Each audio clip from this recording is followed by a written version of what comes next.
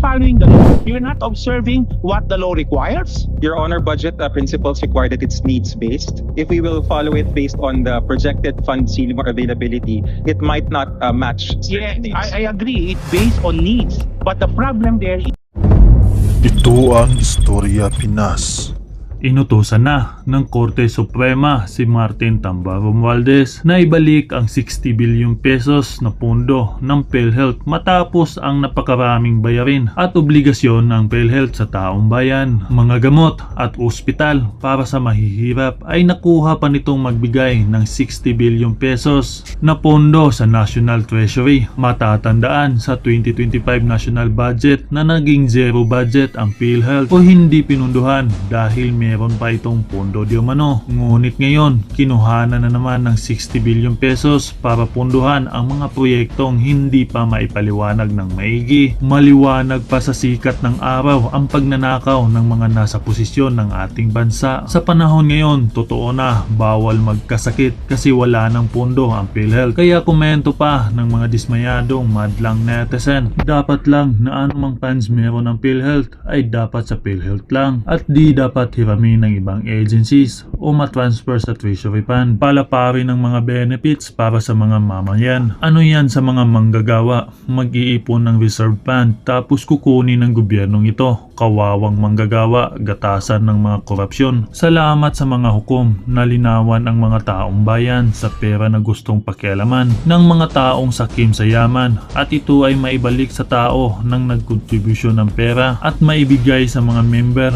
na may mga karamdaman na hirap makabayad sa mga bills ng hospital. Hindi magkakaroon ng ganito kung walang nakawan sa kaban ng bayan. Mantakin natin pati sariling pera natin, nakatagong contribution natin sa PhilHealth. Pinaikilaman pa ng gobyernong ito kung anong klaseng walang hiyaan ito. Nabuhayan ako nang marinig ko ang boses ng Supreme Court. Kaming mahihirap, kayo lang po ang aming last na pag-asa na mailigtas niyo po ang aming bayan sa kawatan sa kaban ng bayan.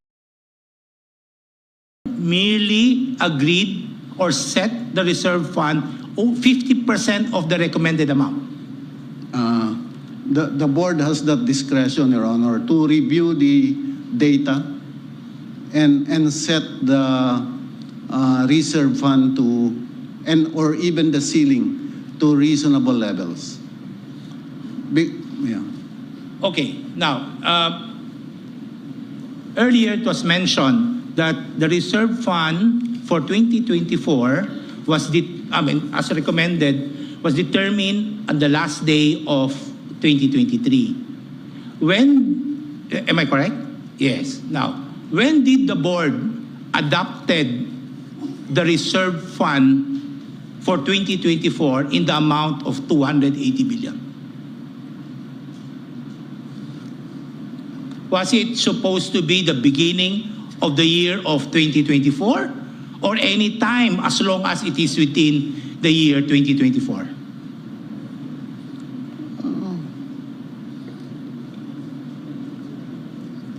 Is there a board? Your Honors, may I surmise an opinion, or I don't know how they call it. I think this is in response to the GAA provision and the DOF circular when the discussion on the 280 was discussed in the board, Your Honor. No, you mentioned that you made a recommendation in the end of 2023 that the reserve fund for 2024 should be 560B, right? And I presume the board were sufficiently informed of this amount. When did the board of PhilHealth acted upon this amount to determine that the reserve fund should only be 280 billion? There should be at least a board resolution that would say that the reserve fund of PhilHealth is 280 billion. I think the board acted around middle of last year, Your Honor. But yeah, by the way, previous to that, Your Honor, the board did not really, as I understand, I'm not really part of the management of PhilHealth, but the board never really formalized any level of reserve fund. So they simply followed an office order that was issued in 2012, where they set the reserve fund equal to or lower than the ceiling. Did I hear it right that the board did not actually made a reservation for purposes of this reserve fund? No, in the past, Your Honor. But this is an info I'm getting from the board staff of PhilHealth, Your Honor. But the board meeting for this new reserve fund that was approved was held May 8, 2024. Can you provide us with the necessary documents to show probably board resolution that on May 8, 2024, the PhilHealth Board adopted a reserve fund in the amount of 280 billion? We'll do that, Your Honor. We'll do. Can I get that commitment? Yes, certainly, Your Honor. Okay. We'll. Now,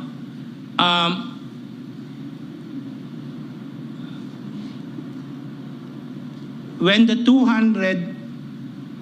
560 billion, you computed it, you base this on 2 years projected expenditures, right? That's correct, Your Honor. On that basis, you came up with 560B. That's correct, Your Honor. And on that basis also, on May 8, the PhilHealth Board adopted a reserve fund 50% as you recommended. As stated, Your Honor. Yes. Now,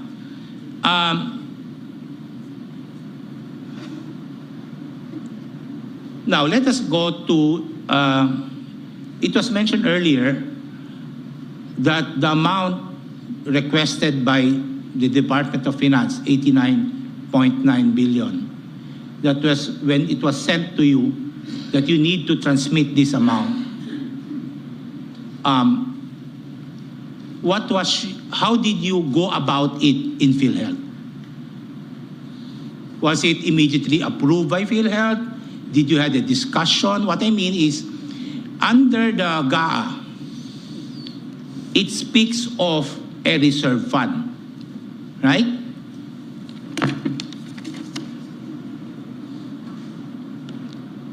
Chapter GAA 2024, it speaks of reserve fund.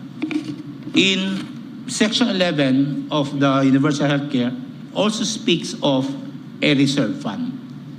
Are these concepts the same or different from each other? I think the reserve fund under the Universal Healthcare Act, Your Honor, has its own definition in the law. Yes. In fact, under the Section 11, the reserve fund shall not exceed a ceiling equivalent to the amount actuarially estimated for 2 years projected program expenditures. Yes. So therefore, looking forward. But in the GAA, the reserve fund must be reduced to a reasonable level, taking into account disbursement from prior years. So therefore, the reserve fund under the GAA speaks of expenditures for prior years. So it speaks, these two concepts are different. no, not really different, Your Honor. Why do you say that? You look at your past needs to, in a way, have a good guess of your future needs. Again, So sorry. you look at you look at your expenditures in the past to have a good estimate of your expenditures in the future. Yes, that is the reserve fund for PhilHealth. You determine that by taking into consideration expenses projected for the next 2 years, which is necessarily, from experience, higher than expenditures for the past prior years. So therefore, the amounts for reserve fund, if you compute it under the PhilHealth, would be vastly different from the amount of reserve fund under the GAA. In that case, my question now is, how did you compute the amount if there are two different bases in determining the amount to be remitted to the Department of Finance? I know they took the rolling 2-year average of the expenditures in the past, was it 5 years, Your Honors, from 2018 to 2023. They took the average of the rolling past 2 years. Okay, now, when the GAA was passed, this provision on fund balance and the reserve fund, I'll read it to you.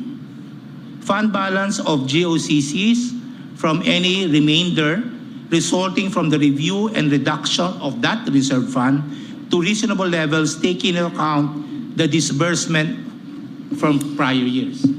So, under the GAA, they have to determine a reserve fund, right?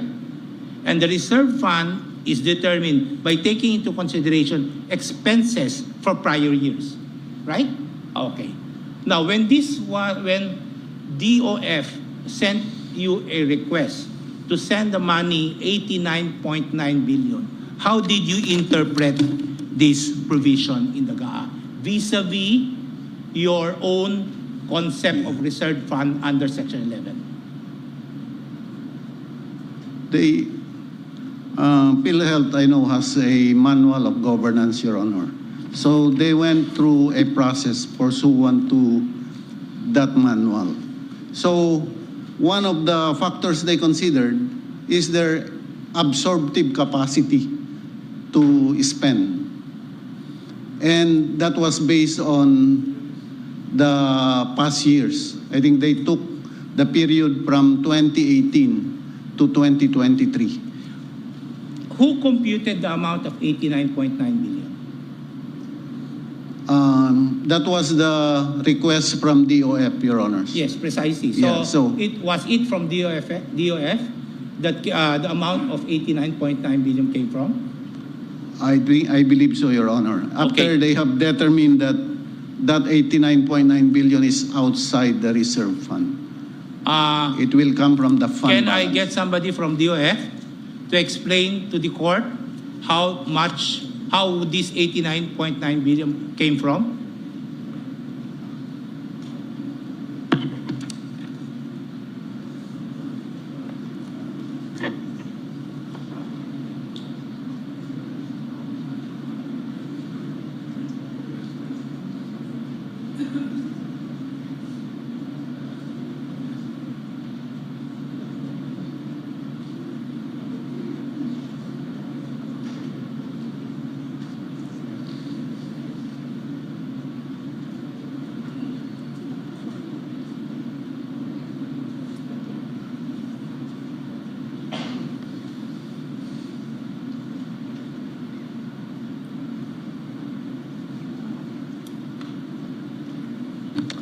Your Honors, Deputy Treasurer Ed Marino from the Bureau of the Treasury, representing the Secretary of Finance Okay. in the Board of PhilHealth. The question is the calculation of the 89.9 billion. How did you determine the 89.9 billion? That is the unutilized subsidies as reflected in the unutilized government subsidies of PhilHealth for the years 2021 until 2023 as reflected in the financial statements of those years, Your Honor. What do you mean by unutilized subsidy? So in every year, Your Honor, from 2021 to 2023, there is a premium subsidy that was recorded in the financial statements of PhilHealth coming from the national government. And correspondingly, the accounting systems of PhilHealth can track the beneficiaries, the indirect contributor beneficiaries, where these subsidies must be used for. And we simply subtracted for each year the difference between the premium subsidies and the benefit expenses for indirect contributors. So, since you contributed this much for 2021, 2022, 2023 representing subsidy from indirect contributors, those that were unspent or were not spent were taken back. That's what you're saying. That is the basis of the 89.9 billion, Your Honor. Okay. Now, however, under the GAA, this 89.9 billion, you will definitely tell me that this is part of the fund balance. Yes, Your Honor. The 89.9 billion is part of the balance, which is on top of the reserves, the reasonable reserves, Your Honor. Yes. But under the circular,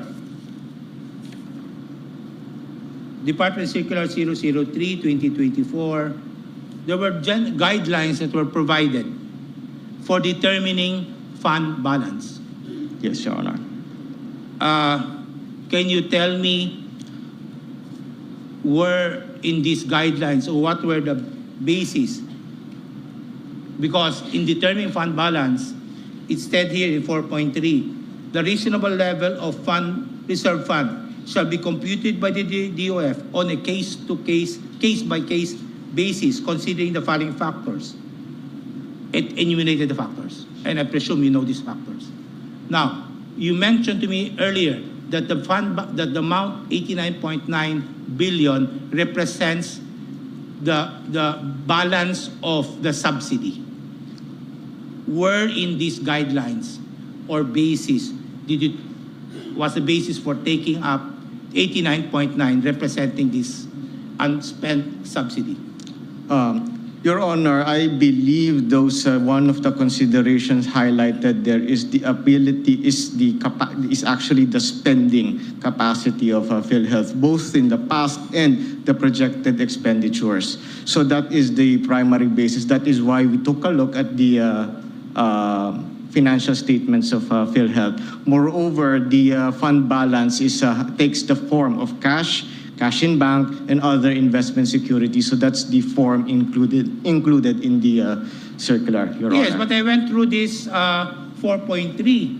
I do not see the basis for taking the subsidy, the unspent subsidy, as the 89.9 billion.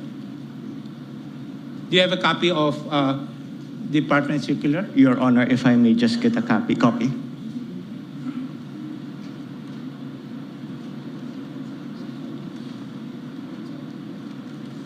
Sir, if I may, Your Honor. Go ahead. Letter A of 4.3 states here, historical performance, including the absorptive capacity, which presents the actual financial performance versus the approved budget. Regular and recurring operating expenses, including non-cash expenses, the legal claims and obligations, etc. Unutilized, and number K, unutilized subsidies and fund transfers for programs and projects, Your Honor. So, by taking the unspent subsidy, you're referring to A and B? Okay. So, the unutilized subsidy specifically is in K, 4.3K, Your Honor. 4.3K? Yes. Okay. So it refers to when you took the 89 point, when DFS requested the 89.9, it represents the unutilized subsidies. Yes, Your Honor. When you speak of subsidies that were given to PhilHealth on 2021, 22, and 2023, why do you consider that unutilized? Because PhilHealth is a going concern. And in fact, I understand for 2025, no subsidy was allotted to PhilHealth. So why would you consider it to be unutilized subsidy? Yes, Your Honor, if I may. Number one, for the past years, even for the years 2021, 2022, and 2023, PhilHealth consistently receives premium subsidies in the GAA.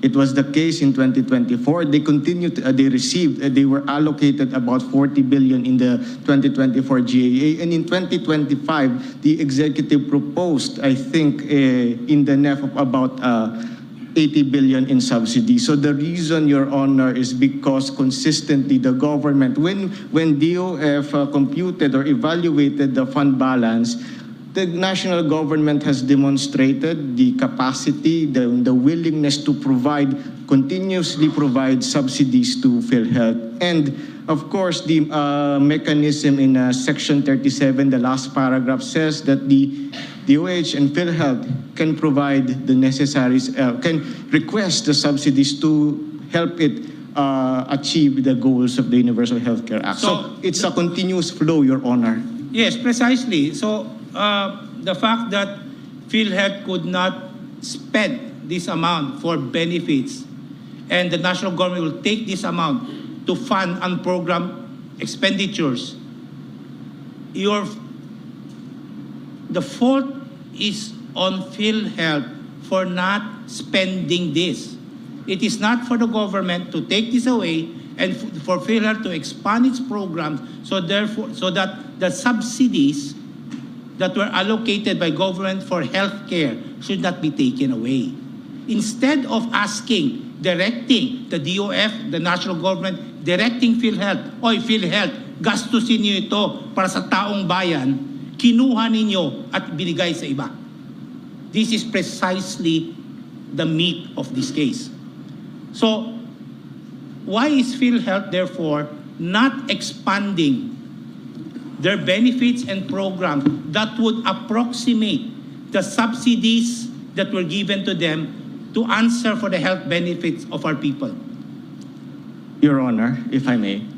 So this is, of course, based on the discussions with management and my experience in the deliberation of the board. But fundamentally, PhilHealth faces structural absorptive capacity issue. What does that mean? The benefits, expansion of benefits is only one part of the equation. To accomplish the objectives of the Universal Healthcare Act, we need, the national government also needs to address what we term as the supply side constraints, supply side issues. So ano po ba ito, Your Honor? So number one, the insufficiency of the compensation for our healthcare workers or healthcare professionals. Number two, hospitals, healthcare facilities. Even if there is even if benefit expansions occur, if there is no hospital within the vicinity of a specific beneficiary, particularly an indigent beneficiary, then they will not be able to avail of these expanded benefits. So there needs to be the supply side constraints. And of course, in addition to the direct health, supply side health constraints, so yung hospitals po, yung medical equipment, and of course the personnel, the health care workers, you also have the WHO also has this term called the social determinants of health. So those are the other things. Those are the other things that help improve health outcomes. So what are these? These things that you mentioned, absorptive capacity, the supply side issues, this can also be addressed by government. You're getting money from PhilHealth and telling us that PhilHealth lacks absorptive capacity. But the reason why it lacks absorptive capacity because it doesn't get full support from government, not only addressing expanding benefit, but also supply side requirements. So you're just providing an excuse to get this money out of PhilHealth.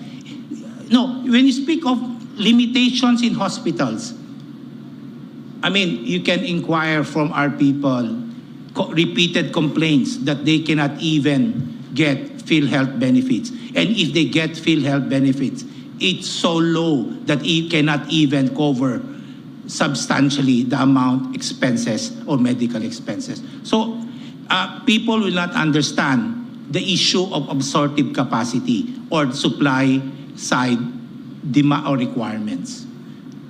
So on the issue of why do you need to take this amount if the blame should be on PhilHealth because it could not provide for these benefits? Your Honor, if I may. So after the